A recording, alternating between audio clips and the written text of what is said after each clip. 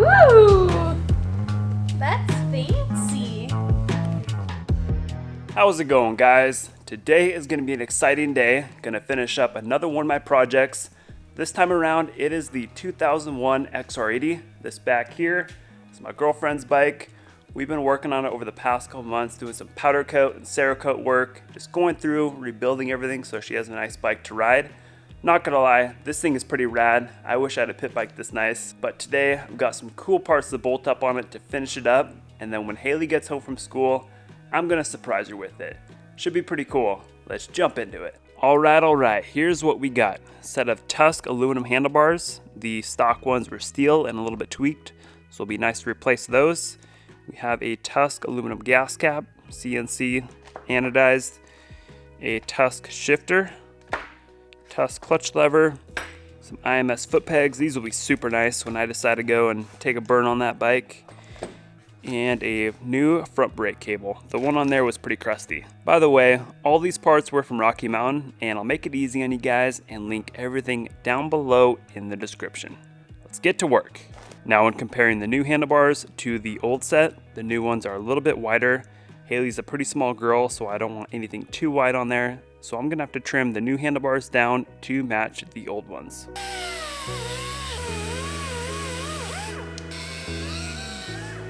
Once you're done trimming, you want to take a file and clean up the burrs on the end of the handlebar. By the way, the bend on these handlebars is the ATV Sport Bend.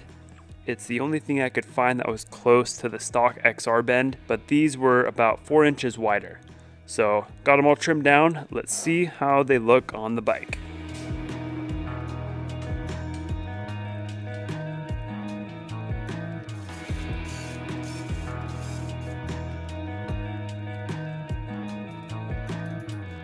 Got the bars all centered up and tightened down, but man, that is looking good with those black bars, black triple clamp, and the bronze fork cap.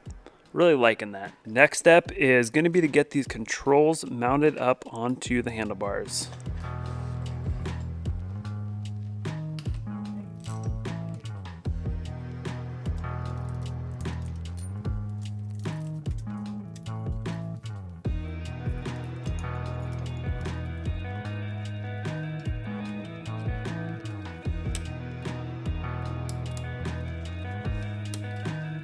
This thing works so much better with the new cable. So I've got the cable adjusted to where you can barely hear the shoes start to hit the drum, and that's where you have the brakes the most responsive. And then whenever I replace the cable, I like to throw lube in it. This is the cable lube I'm using, as well as the cable lube. I'm excited to see how the clutch pull is with this Tusk lever. I think it should smooth it out quite a bit.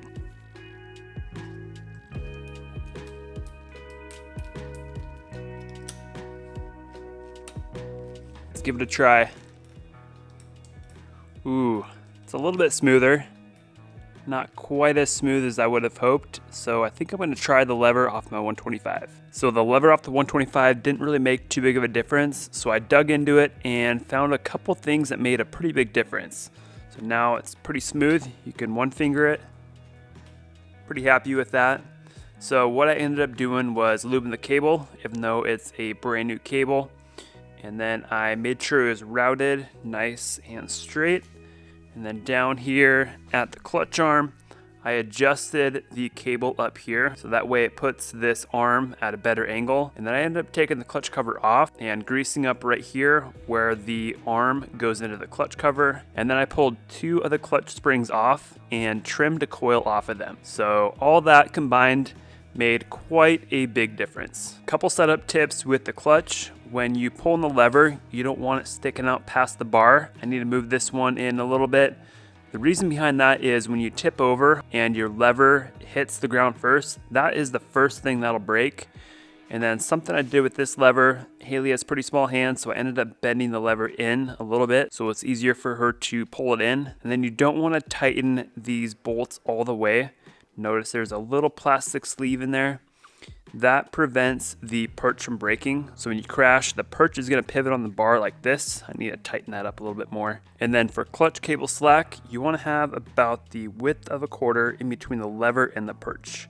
So right there is about good. And one more thing, the further you go in with the perch on the handlebars, the easier the lever will be to pull because you have more leverage. Now all that's left for this side of the handlebars is the kill switch, the grip, and there's a little boot that goes on the lever.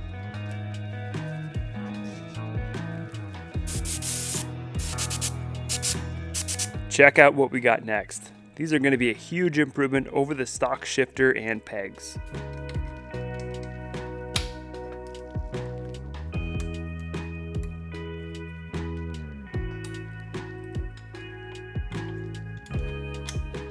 Check out the difference between old Crusty Rusty here and the new IMS peg. That's a big upgrade. I know Haley will be excited because she said it felt like she was standing on toothpicks with these stock pegs. Now we are ready for the gas tank. Man, this thing looks brand new thanks to that Cerakote trim coat I used on it. This stuff works magic.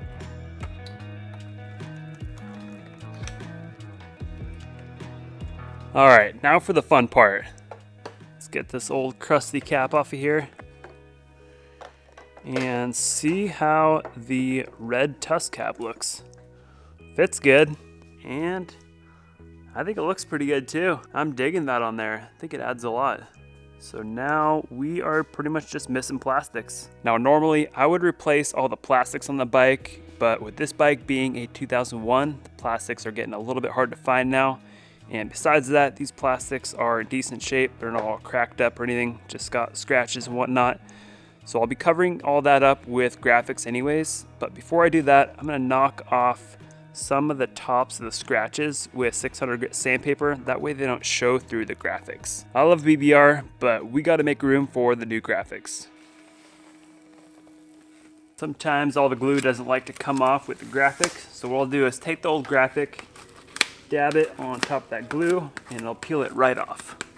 After a bit of sanding, we are now ready for graphics. And I've always found it easier to apply the graphics with the plastics on the bike.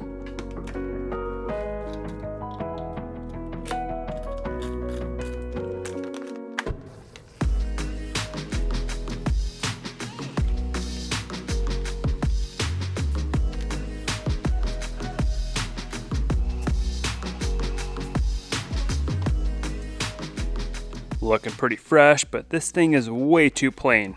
So I'm going to start with the front end first, the number plate graphic, as well as the front fender. We're wiping everything down with isopropyl alcohol before applying the graphics.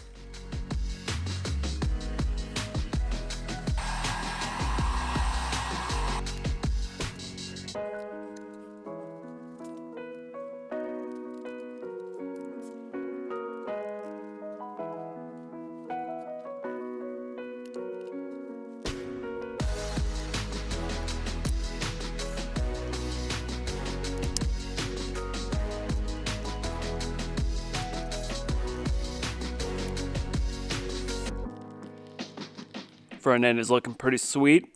Everything lined up great on there.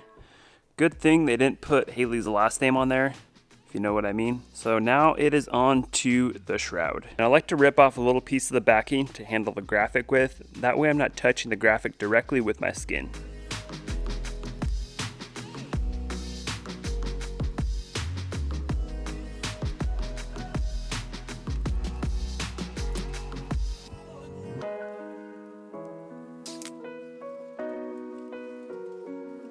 Everything lined up great with the shroud. Love how that's looking on there. And now it is on to the funnest graphic of all, the right side plate. This thing is tough because it's got so many curves in it, but the heat gun will be our friend on this one. So I'll start by lining up the hole first. Make sure it's gonna line up top here. Ooh, this one's gonna fit crispy. So where the highest point on the side plate is, I'll tack that down right there. Just kind of split the side plate in half. All the way up. Gonna give this thing some heat.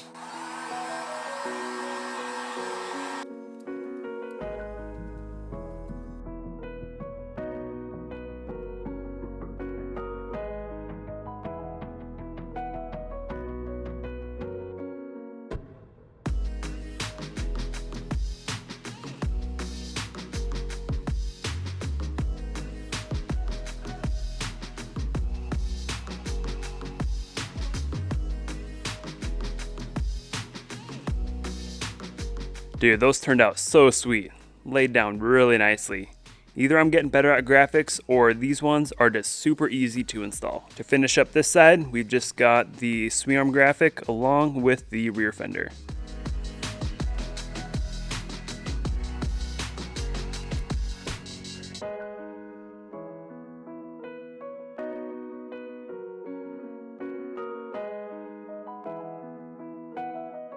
Alrighty, let's finish her up.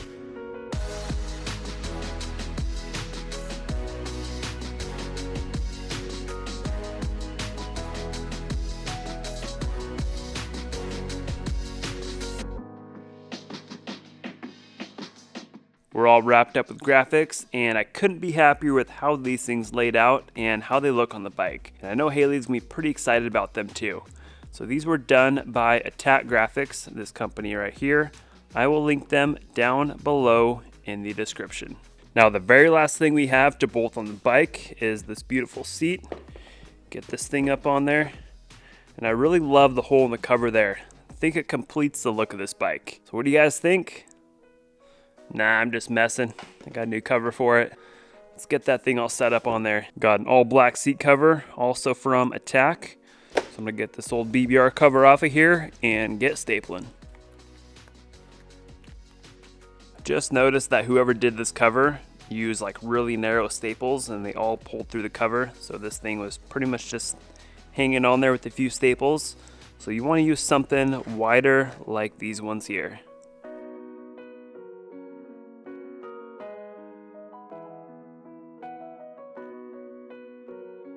Oh man, this foam's in pretty rough shape. Not something I want to use, but Haley was hoping to ride the bike this weekend, so I'm just gonna have to make it work for now.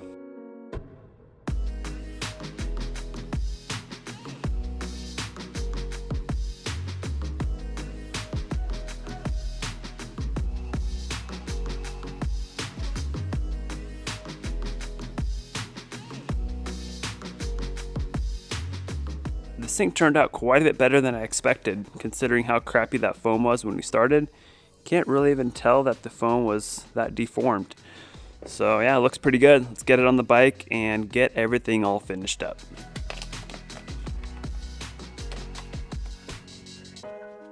Really loving how that black seat looks on there. Goes good with the graphic theme and just the overall appearance of the bike.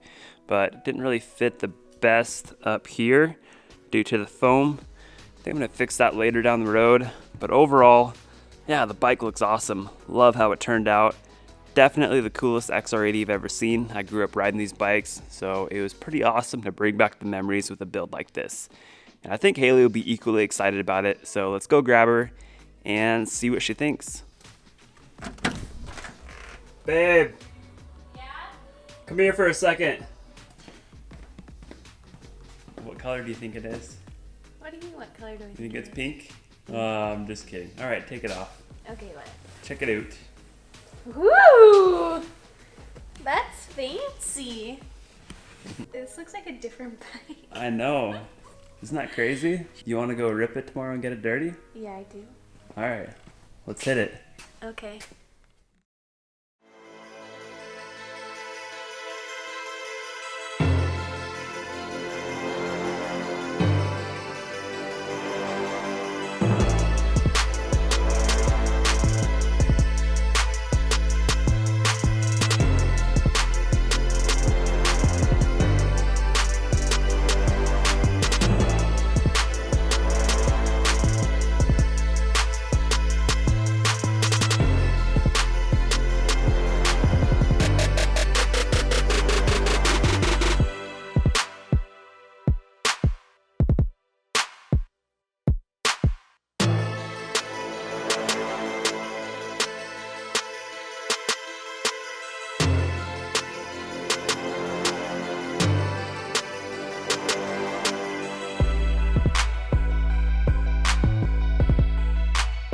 Safe to say, we're all really excited with how the XR turned out, and I would recommend you guys stay tuned for the next video you see on the channel.